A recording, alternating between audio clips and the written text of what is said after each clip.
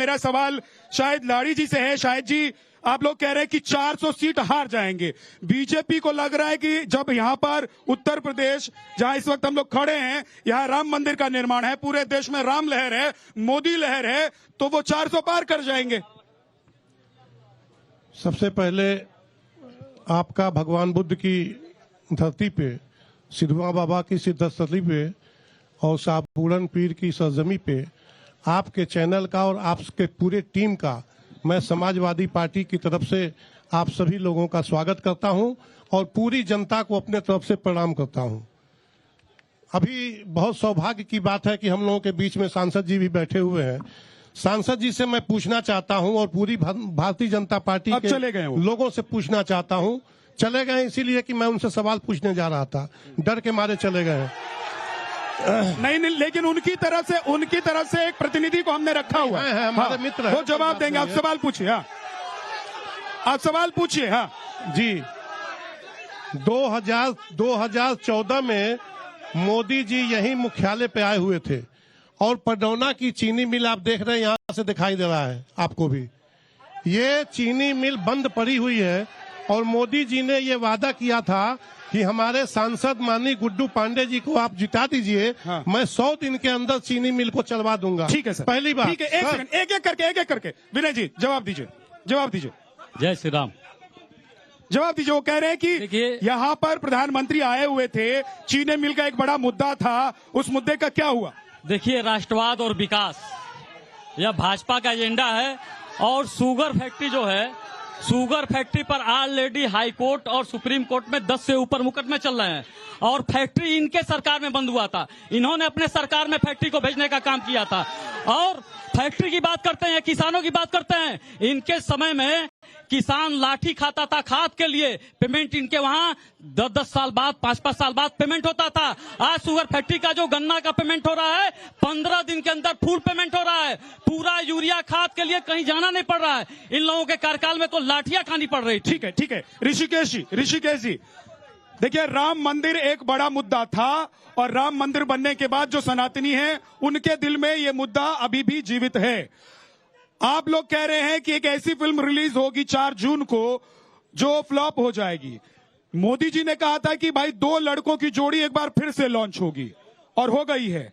तो वो फिल्म क्या इस बार हिट होने वाली है और कैसे हिट होगी, जरा बताइए। पहले तो मैं कुशीनगर की धरती पे आपका स्वागत करता हूं और मैं आपको ये बताना चाहता हूं कि देखिए, मुद्दा न्याय का होना चाहिए, मुद्दा भूखमरी का होना चाहिए, मुद्दा बेरोजगार का होना चाहिए।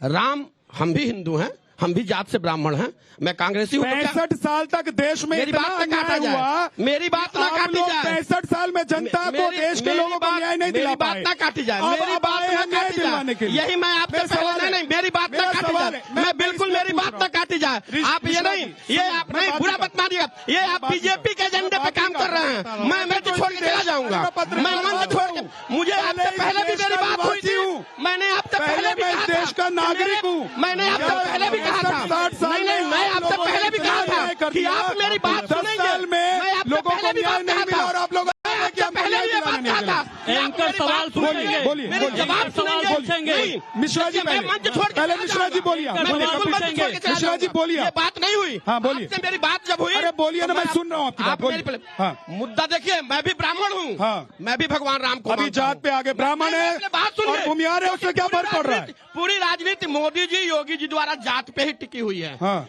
मोदी जी, योगी जी, भाजपा ने तो कहाँ बताया उन्होंने कि वो ब्राह्मण है कि क्या है? आप बता रहे हैं कि मैं ब्राह्मण हूं। हमारी पहले पूरी बात सुन लीजिए। इन्होंने भी नहीं बताया कि ये भाजपा के लोगों ने किया, भाजपा के लोगों ने भारत को 2 जाति धर्म आप लोगों ने किया है, जाति धर्म आप लोगों ने किया है। हम हिंदू, मुस्लिम, सिख, ईसाई, जातिगत जनगणना की बात आपकी पार्टी करती है ना? पहले बात सुनिए। आप लोग जातिगत जनगणना चाहते हैं ना? नहीं।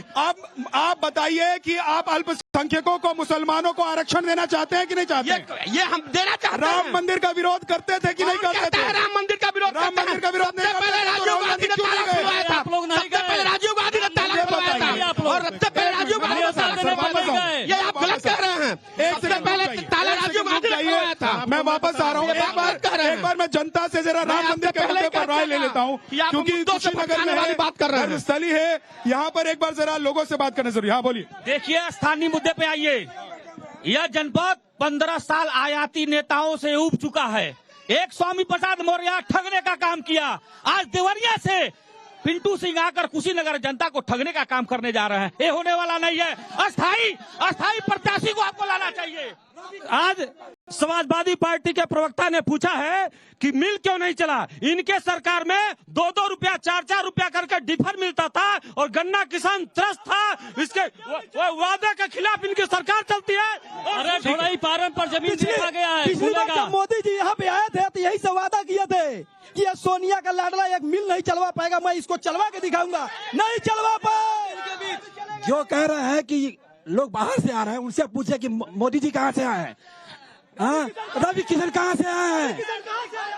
ठीक है, एक एक करके। मैं समाजवादी पार्टी के नेताओं से पूछना चाहता हूं और कांग्रेस के प्रवक्ता से पूछना चाहता हूं कि पड़ौना मिल को बंद कराने में किसका, पड़ौना मिल का जो कबाड़ के रूप में बेचा गया, कांग्रेस का जिला अध्यक्ष पकड़ा गया। ठीक है, एक सेकंड, इधर से। हाँ भाई साहब, मैं ये कहना चाहूंगा 2014 में जब यहाँ कांग्रेस की सरकार थी, उस समय मोदी जी की अभी सरकार नहीं बनी थी, वो चुनावी जनसभा कर रहे थे। उस समय यहाँ हमारे गृह राज्य मंत्री आरपीएन सिंह जी थे। तो मोदी जी ने अपने भाषण में ये कहा था। अरे एक ही बात तो कितनी बार हो गई। नहीं, एक ही बार कितनी बार हो गई, एक ही बात। आप लोग थोड़ा आगे आ जाइए जो बोलना चाहते हैं। हाँ जी। 400 पार क्यों? क्योंकि विकास हुआ है, सांसद देश का विकास। अरे खड़े हो जाए, खड़े नहीं हो पा रहे क्या? विकास हुआ है, बॉर्डर का विकास हुआ है। कांग्रेस की सरकार थी, गैस बॉटलिंग प्लांट का उद्घाटन की थी, सीआरपीएफ कैंप का यहाँ उद्घाटन थी। भाजपा की सरकार क्यों यहाँ से ले गई? क्यों इस जिले से दुर्भाग्य हुई होगी? ठीक है, एक बार जरा पीछे की तरफ, इधर पीछे देखिए, जनता छूट जाती है। थोड़ी सी जगह दे दीजिए मुझे आप लोग। हाँ जी। यह बेरोजगारी की बात करते हैं। मैं गांव से बिलोंग करता हूं। आज बेरोजगारी है कहां? आज जिस घर में गरीब परिवार में जो लोग साइकिल से चलते थे, पैदल चलते थे, आज उसके घर में 2-2 मोटरसाइकिल और 4 व्हीलर से चल रहे हैं। बेरोजगारी है कहां? साइकिल वाले भी 15,000 का मोबाइल लेके चल रहे हैं। तो लेकिन बेरोजगारी के मुद्दे पर अगर जनता बोल रही है तो इसका मतलब कहीं ना कहीं मामला तो है।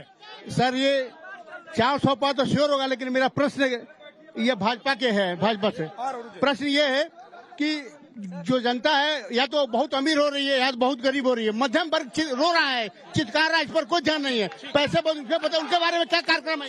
ठीक है, एक बार जवाब दीजिए विनय जी, एक बार जवाब दीजिए।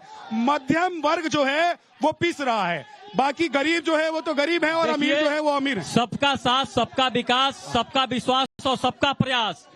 भारतीय जनता पार्टी आदरणीय मोदी जी के नेतृत्व में सबका विकास कर रही है।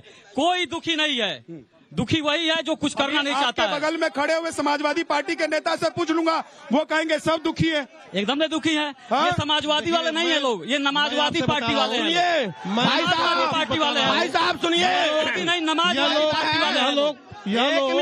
भारत जलाओ पार्टी वाले हैं। यह भाजपा के लोग भारत जलाओ पार्टी के लोग हैं। अगर हम लोग को यह कुछ कहेंगे तो हम भी कुछ कहेंगे, ऐसा नहीं है। यहाँ शिष्टाचार के साथ बात होनी चाहिए। समाजवादी पार्टी वाले मेरी बात सुनिए। आप हमको ये बताइए, आपने अभी राम मंदिर की बात किया। धर्म के आधार पर हमारे आदर्श हैं। धर्म के आधार पर आरक्षण देने वाले, हमारे भगवान धर्म के आधार पर आरक्षण देने वाले, पिछड़ों का आरक्षण हड़पने वाले। कि क्या भगवान राम का मंदिर जो है भारतीय जनता पार्टी ने बनवाया है? सुप्रीम कोर्ट के माननीय सुप्रीम कोर्ट के आदेश पे भारतीय जनता राम मंदिर बना है। वो कोई भी जनता राम मंदिर बनवाता। बहुत अच्छी बात, बहुत अच्छी बात। शायद मंत्री, एक सेकंड, मैं बीच में एक सवाल आपको